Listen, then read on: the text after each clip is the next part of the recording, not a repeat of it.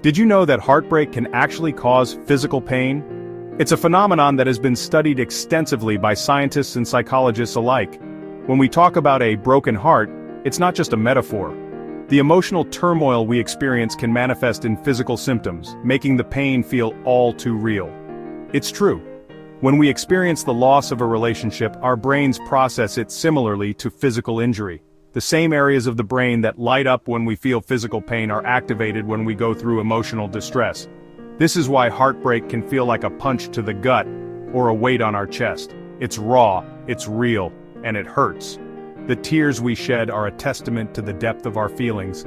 Crying is a natural response to the overwhelming emotions that come with heartbreak. It's our body's way of releasing the pent-up sorrow and grief. We've all been there. That gut-wrenching moment when a relationship ends, leaving us feeling lost and alone. The world seems to lose its color, and everything feels heavy. The places we once found joy in now serve as painful reminders of what we've lost. The life we envisioned, the future we hoped for, shattered into a million pieces. Every plan, every dream, suddenly feels out of reach. The memories that once brought smiles now bring tears, and the future feels uncertain and bleak. It's in these moments of profound heartbreak that we're forced to confront our deepest fears and insecurities.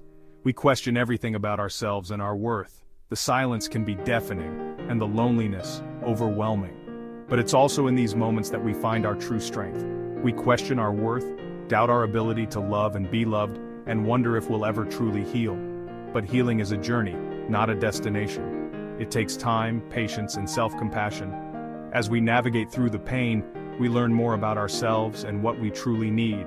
And eventually we find that the broken pieces of our heart can be mended, and we emerge stronger, wiser, and more resilient. The initial shock can be overwhelming. We cycle through a whirlwind of emotions: denial, anger, sadness, and a deep, aching loneliness. It's tempting to bury these feelings, to pretend we're stronger than we are. We might distract ourselves with work, social engagements, or unhealthy coping mechanisms, but true healing requires us to face our pain head-on. It's about acknowledging the loss, honoring our emotions, and allowing ourselves the time and space to grieve. For many of us, the hardest part of heartbreak is the overwhelming sense of loneliness. We miss the companionship, the intimacy, the shared experiences that once filled our days with joy and meaning. The absence of that special someone can feel like a void that nothing else can fill. It's as if a part of us is missing, and we are left to navigate the world with a heavy heart. The shared jokes and secrets, the laughter and the tears, all become memories that haunt us. We find ourselves longing for those moments, wishing we could turn back time and relive them. The sense of loss can be overwhelming, making it difficult to move forward. We might find ourselves replaying memories in our minds, clinging to the past and the person we've lost. Each photograph, each memento, becomes a painful reminder of what once was. Nostalgia can be a double-edged sword, bringing both comfort and sorrow. It's natural to reminisce, but it's important not to get stuck in the past. This only intensifies the pain, keeping us stuck in a cycle of sadness and longing. The more we dwell on what we've lost, the harder it becomes to see the possibilities that lie ahead. It's a vicious cycle that can be difficult to break, but it's essential for our healing. It's crucial to remember that healing is not linear. There will be ups and downs, moments of clarity, and times of confusion. Some days we might feel like we're making progress, while other days we might feel like we're back at square one. This is all part of the journey. There will be good days and bad days, moments of joy and moments of sorrow. It's important to acknowledge and accept these fluctuations as a normal part of the healing process. Each day is a new opportunity to take a step forward, no matter how small. Moments of progress and setbacks are inevitable. Celebrate the small victories, no matter how insignificant they may seem. Each achievement is a testament to your resilience and strength. And when setbacks occur, be gentle with yourself. Understand that they are a natural part of the process and not a reflection of your worth. Be kind to yourself throughout the process. Self-compassion is crucial during times of heartbreak. Take time to nurture your mind, body, and soul. Engage in activities that bring you peace and joy. Surround yourself with supportive people who uplift and encourage you. Remember, healing is a journey, not a destination. Allow yourself the grace to heal at your own pace. So, what's the number one tip for healing a broken heart? It's simple but not easy: embrace vulnerability. Vulnerability is often seen as a weakness, but it's actually our greatest strength. It's about showing up authentically, even when it's scary or uncomfortable. When we allow ourselves to be vulnerable, we open ourselves up to connection, compassion, and ultimately, healing. Section 5. Sharing my story, owning my truth.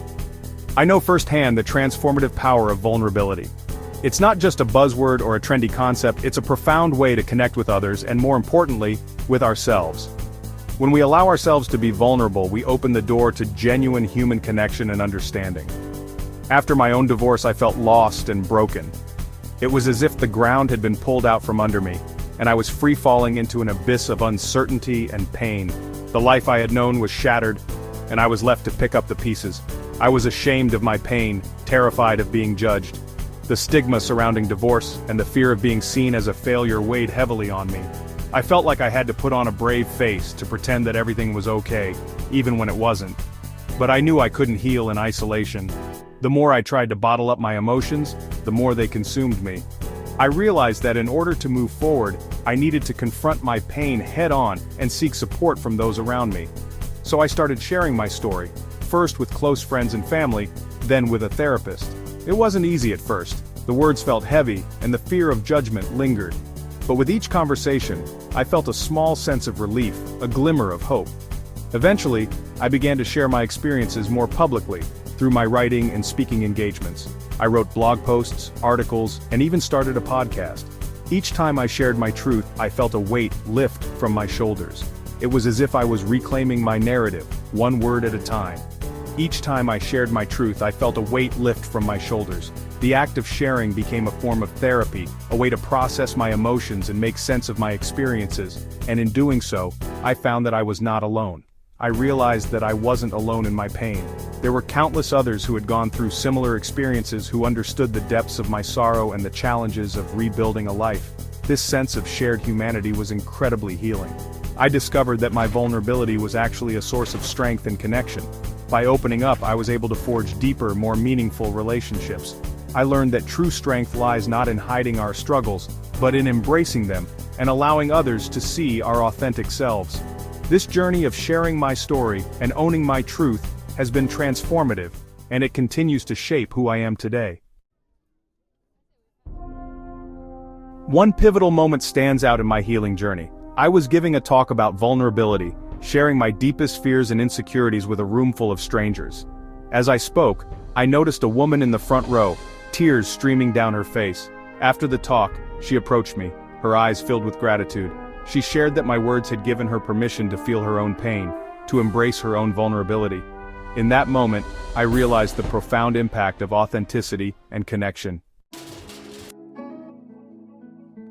Embracing vulnerability isn't about oversharing or seeking pity. It's about showing up as our true selves, imperfections and all. It's about letting go of the need to be perfect and allowing ourselves to be seen, heard, and loved for who we truly are. When we embrace vulnerability, we create space for genuine connection, both with ourselves and with others. This connection is essential for healing and growth. Heartbreak is a universal experience. We've all been there, and we all have a story to tell. If you're struggling with heartbreak, know that you're not alone. Reach out to a trusted friend, family member, or therapist. Share your story, own your truth, and allow yourself to be vulnerable. Healing from heartbreak takes time, courage, and self-compassion. It's a journey, not a destination. Remember to be kind to yourself, honor your emotions, and allow yourself to grieve. And most importantly, embrace vulnerability. It's in our vulnerability that we find our true strength, resilience, and capacity for love.